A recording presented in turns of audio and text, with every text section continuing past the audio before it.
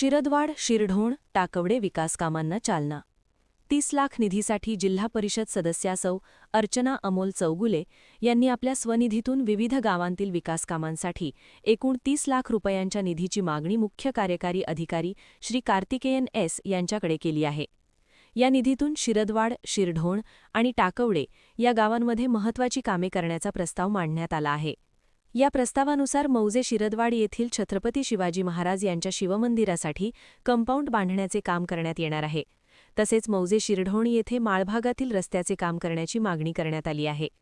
याशिवाय मौजे टाकवडे येथे महामानव डॉक्टर बाबासाहेब आंबेडकर यांच्या स्मरणार्थ भव्य कमान उभारण्यासाठीही निधीची मागणी करण्यात आली आहे.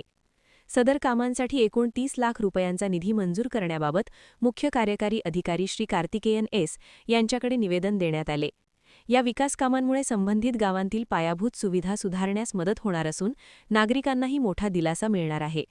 यावेळी टाकवडे ग्रामपंचायत गटनेते अमोल चौगुले, शिवनाकवडी गावचे उमराणे सर तसेच स्वागत खोत उपस्थित होते.